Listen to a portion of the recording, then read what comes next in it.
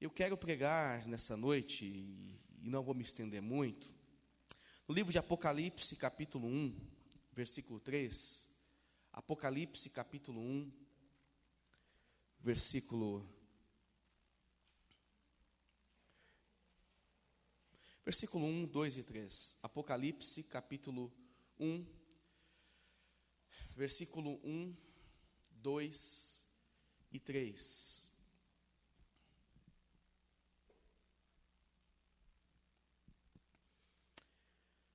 Acharam?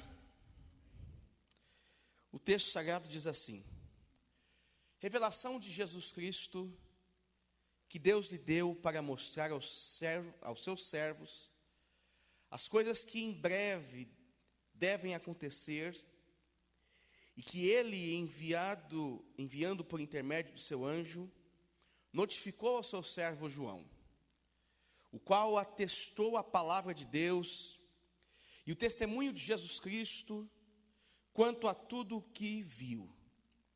Bem-aventurado aqueles que leem, aqueles que ouvem as palavras da profecia e guardam as coisas nelas escritas, pois o tempo está próximo.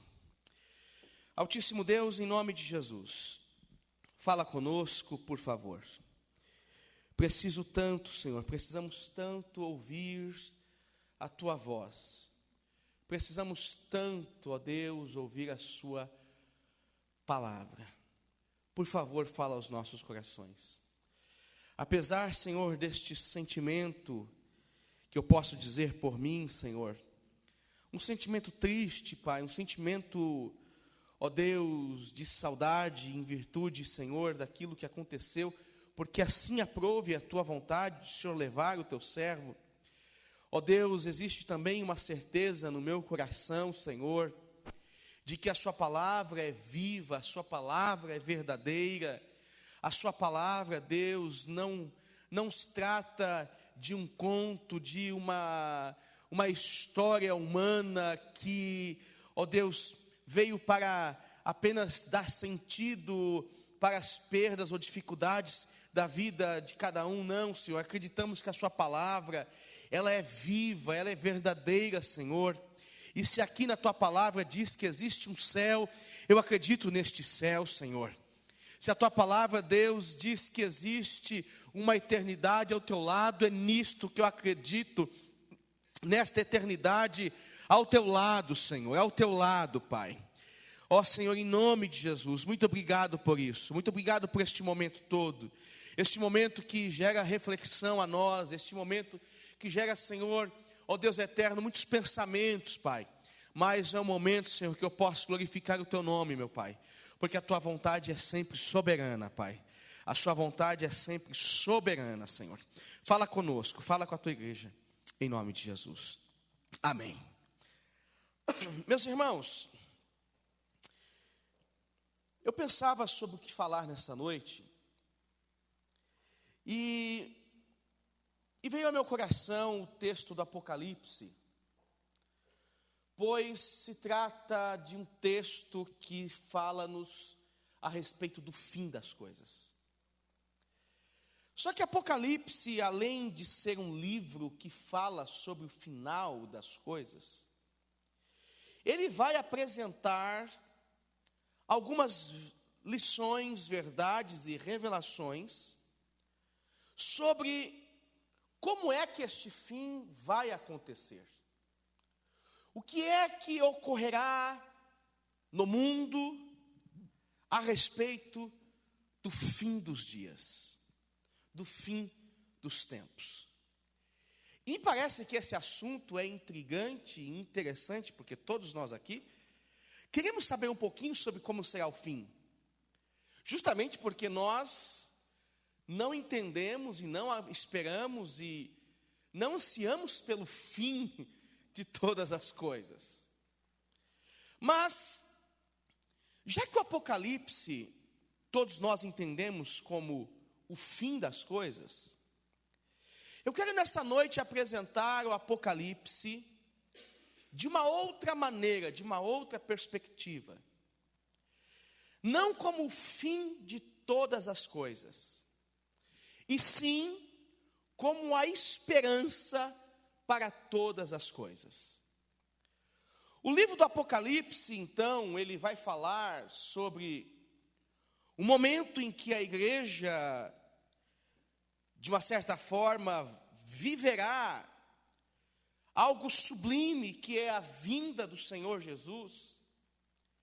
E este momento será marcado por muitos episódios, que o Evangelho de Mateus, capítulo 24, fala sobre dores, tormentas, guerras, problemas vindos sobre todo mundo. O próprio apóstolo Paulo, no Evangelho aos Coríntios, aos Tessalonicenses, ele vai falar sobre dias difíceis, de muitos problemas. E quando estes dias começarem, significaria que algo estaria por vir. Significaria que a segunda vinda do Cristo ressurreto estaria para acontecer. E quando eu falo então que o livro do Apocalipse é o livro da esperança, é porque a sua mensagem trata-se de uma mensagem de esperança. Pois o escritor João, aqui na ilha de Patmos, o escritor João, quando recebe esta revelação, ele vai dizer que estas informações, são informações sobre aquilo que o Senhor tinha feito no passado, que o Senhor estava fazendo no presente, e sobre aquilo que o Senhor faria no futuro. E aí ele vai dizer: bem-aventurados são aqueles que leem, aqueles que ouvem as palavras desta profecia e guardam as coisas que nela estão escritas. João vai mostrar a importância, neste momento, da esperança e da perseverança. João vai revelar a importância da esperança na vinda do Cristo e da perseverança para que quando o Cristo vier, ali estejamos firmes, fiéis na presença do Senhor. No entanto, que esta ideia de esperança, somada à perseverança, ela vai repetir-se no capítulo 2, até o capítulo de número 3, até o versículo 22. Porque são as 7 cartas à igreja do Apocalipse. Vocês lembram dessas 7 cartas? Vocês lembram disso? Estas 7 cartas são 7 exortações ou conselhos do Senhor a esta igreja. Mas em cada recomendação, o capítulo 2, você acompanha comigo, por exemplo, versículo 7, por exemplo, cada recomendação vai ser encerrada com a seguinte expressão: quem tem ouvidos, ouça o que o Espírito Santo diz às igrejas. Ao vencedor. Esta é uma palavra que vai se repetir nas 7 cartas. Ao vencedor. Nesta aqui, por exemplo, vai dizer: ao vencedor dar-lhe-ei que se alimente da árvore da vida, que se encontra no paraíso de Deus. No versículo 11, vai falar sobre o vencedor, de modo nenhum sofrerá dano na sua segunda morte. No verso 17, vai falar de novo sobre o vencedor, que dar-lhe-ei do maná escondido, bem como lhe darei uma pedrinha branca, e sobre esta pedrinha escrito um nome novo, o qual ninguém conhece, exceto aquele que o recebe. No verso 26, novamente vai dizer: e ao vencedor, que guardar até o fim as minhas obras, eu lhe darei autoridade sobre todas as nações. E aí o capítulo 3, versículo 5, vai dizer: e o vencedor será assim, vestido de vestiduras brancas, e de modo nenhum apagarei o seu nome do livro da vida, Pelo contrário, confessarei o seu nome diante do meu Pai e diante de todos os seus anjos. Versículo 12 do capítulo 3. Ao vencedor, faloei coluna no santuário do meu Deus, e daí jamais sairá. Gravarei também sobre ele o nome do meu Deus, o nome da cidade do meu Deus, a nova Jerusalém, que desce do céu, vinda da parte do meu Deus, e o meu novo nome. E o versículo 21 finaliza estas 7 expressões: ao vencedor, dar-lhe-ei sentar-se comigo no meu trono, assim como também eu venci e me sentei com meu Pai no seu trono. Então esta ideia, o livro do Apocalipse, é um livro de esperança, e é um livro que nos instiga à perseverança, porque a perseverança no final dos dias nos levará a sermos qualificados, enquadrados, receberemos este título de vencedor, e ao que vencer, o texto bíblico está fazendo aqui uma série de promessas significativas, importantes para a vida. Então, o que me leva a pensar, então, é justamente neste ponto. O livro do Apocalipse é um livro de esperança. O livro do Apocalipse é um livro de esperança. Esperança porque existe uma certeza que, embora esta vida, com todas as suas adversidades, dificuldades, surpresas, seja uma vida que a gente não consiga dialogar com aquilo que acontece no dia a dia, seja uma vida que a gente não consegue dialogar e chegar a algumas respostas dos nossos traumas, das nossas dificuldades. O texto do Apocalipse está dizendo, gente, nesta vida existe esperança, porque a partir da morte existe um novo recomeço, existe uma vitória para todos aqueles que perseveraram em vida, que mantiveram firmes e que venceram a batalha da vida. E que venceram a batalha da vida. E aí vem a ideia desse texto sobre o que é vencer então. O que é vencer então? Porque nas normas do século 21, vencer é quem conquistou ou quem obteve mais. O vencedor é aquele que é identificado por aquilo que ele tem, por aquilo que ele adquiriu, por aquilo que ele construiu. Só que, no contexto da Bíblia, a Bíblia vai apresentar uma outra ideia sobre vencedor. A começar, por exemplo, do livro do Gênesis. No capítulo 3 ou 4, se eu não me engano, nós temos o episódio de Caim e Abel, capítulo 4, onde ambos estavam diante de Deus oferecendo sacrifícios ao Senhor. E a Bíblia vai dizer que em determinado momento, o Senhor fala com Caim, dizendo: Caim, eis que o mal está à sua porta. Eis que o pecado está à sua porta e ele bate na porta do seu coração. É certo que esta oferta que você fez, em algum momento eu vou receber, se você se mantiver fiel, Caim. E aí o texto bíblico vai dizer no versículo 6, 7 do livro do Gênesis: então lhe disse o Senhor: por que andas irado e por que descaiu o teu semblante, Caim? Se procedes bem, não é certo que serás aceito?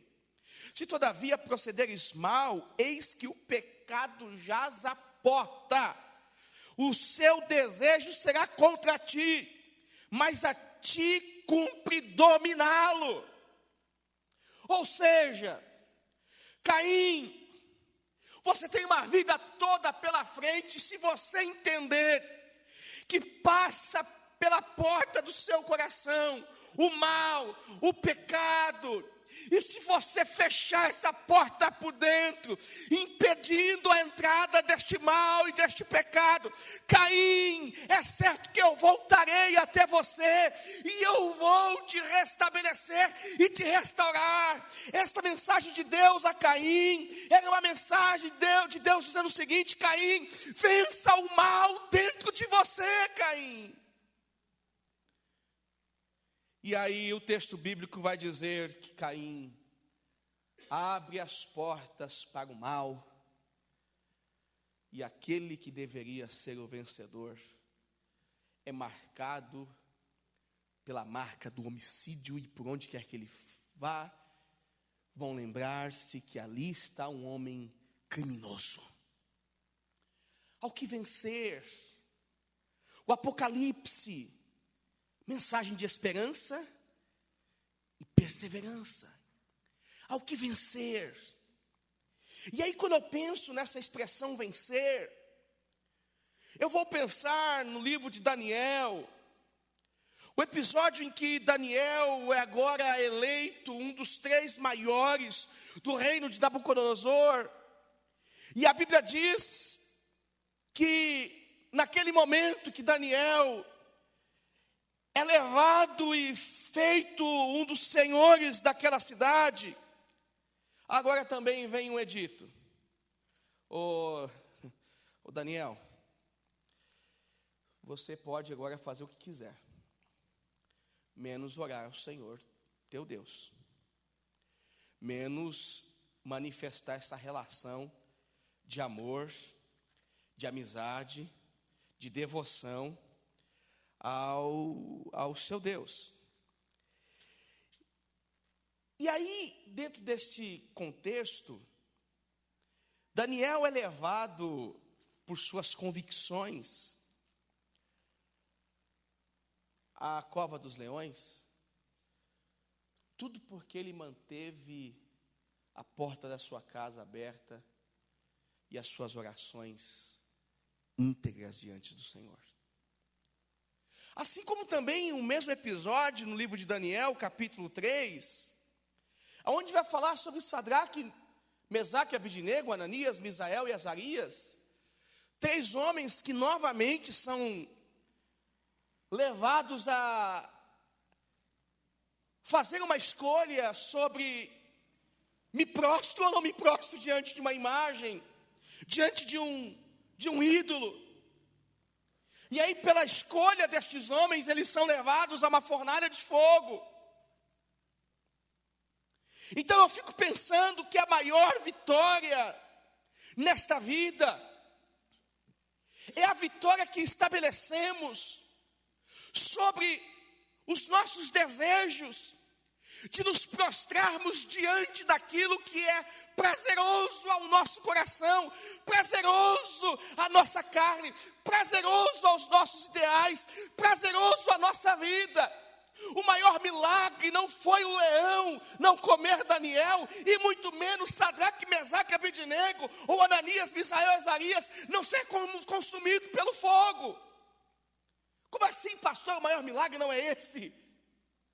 O maior milagre foi estes homens não se prostrarem para o desejo dos seus corações. O maior milagre foi estes homens ficarem em pé diante da adversidade, porque o que estava em jogo não era um carro, não era uma casa, não era uma herança. O que estava em jogo eram suas vidas. E diante da possibilidade da perda da vida, a gente faz loucura. E também diante da possibilidade da conquista pela vida, a gente acaba fazendo loucuras. A gente acaba correndo atrás do vento e fica louco, desesperado. Só que essa loucura para ganharmos a vida ou nos livrarmos dos prejuízos da vida, fazem com que a gente se dobre diante de Nabucodonosores, que a gente feche a porta da nossa casa, ore em secreto com medo para que ninguém veja. E as nossas escolhas sempre são contrárias à vontade do Senhor. Ao que vencer. Ao que vencer. Então, o contraponto em relação a esta ideia de vencedor com que a gente entende hoje, é justamente o contrário do que as pessoas estão dizendo. O vencedor é aquele que não se dobra. O vencedor, Bruninha, é aquele que sabe que a cova dos leões está ali na frente, mas porque ele é cheio de convicção e certeza em relação à sua fé, ele não se dobra. Ele não se dobra. O vencedor é aquele que sabe que vai entrar na fornalha de fogo, mas por causa das suas convicções, ele não se dobra. O vencedor é este. E quando João está escrevendo o Apocalipse, e ele vai fazer exortações duríssimas a todas estas igrejas. Todas elas vão receber recomendações do Senhor. Deus dizendo para elas, Jesus dizendo para elas: olha, tome cuidado, não se associe com aqueles que depravam, aqueles que destroem a fé cristã, aqueles que arruinam o Cristo, aqueles que arruinam a convicção de cada cristão, de cada homem e mulher. Se afastem deles. A mensagem do Apocalipse é uma mensagem de esperança, dizendo: perseverem, perseverem e não se rendam. Perseverem e não se renda. Por que não se renda? Porque todos estes homens aqui estavam passando por profunda dificuldade e perseguição. Eles estavam sofrendo e muito. E aí João está dizendo: oh, não se entregue. Eu penso num Deus,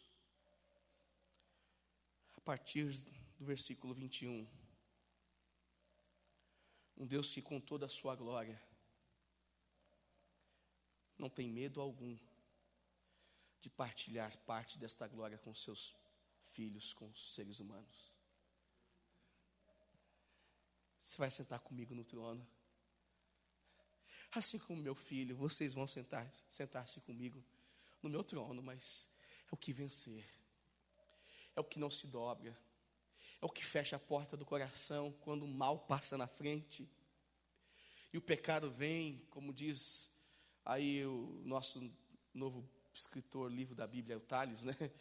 O pecado vem e te chama, né? O pecado vem e te chama, mas você fecha a porta do seu coração, fazendo como Daniel fez, fazendo como Ananias, Misael fizeram, fazendo como tantos outros homens que não se dobraram às propostas da vida. Ao que vencer, ao que vencer. Meu irmão, e nesta simples reflexão que eu faço aqui nessa noite, é uma reflexão que nos leva a pensar sobre o que é vencer. O que é vencer? Como será o fim dos seus dias? Como será o fim dos seus dias, Alain? Ao que vencer? A gente tem motivos de sobra para dizer: eu desisto desse negócio do evangelho às vezes. A gente tem motivo de sobra para dizer: eu desisto desse negócio de igreja evangélica. Às vezes nós temos motivos de sobra, porque esses motivos que nós falamos que são motivos de sobra, são todos pessoais e egoístas. É tudo porque eu não estou bem, eu não tenho o que eu quero, eu não vivo o que eu gostaria de viver. Ao que vencer. Ao que vencer, dar-lhe-ei a coroa da vida. Ao que vencer, dar-lhe-ei a vida eterna. Ao que vencer, Solânia, vou lhe dar vida. Mas que vida que é essa? Eterna. Que vida que é essa? É ao lado do meu Cristo, reinando com Ele, junto dEle, para sempre com Ele. Então aqui eu fecho essa reflexão, e te levando a pensar sobre isto. O que significa ser um vencedor? Para vencer, eu preciso ter convicção. E para que eu tenha convicção, eu preciso entender: bem-aventurado aqueles que leem e aqueles que ouvem as palavras desta profecia e guardam as coisas que nela estão escritas. Guardam as coisas que nela estão escritas. Ninguém toma, ninguém rouba. Guarda as coisas que nela estão escritas. Ninguém tira do coração. Nada saqueia da sua vida aquilo que está gravado no seu coração. Bem-aventurado. Feliz é você, porque é uma felicidade que excede todas as circunstâncias. A palavra bem-aventurado significa felicidade que excede as circunstâncias. Por isso que Jesus vai dizer: bem-aventurados sois quando vocês se sentirem humilhados, forem humilhados pelo meu nome, ou seja, felicidade que excede a circunstância. Bem-aventurados os pobres de espírito, a felicidade que excede as circunstâncias, a pobreza da alma do indivíduo por causa dos seus pecados. Bem-aventurados sois. Felicidade que excede as circunstâncias.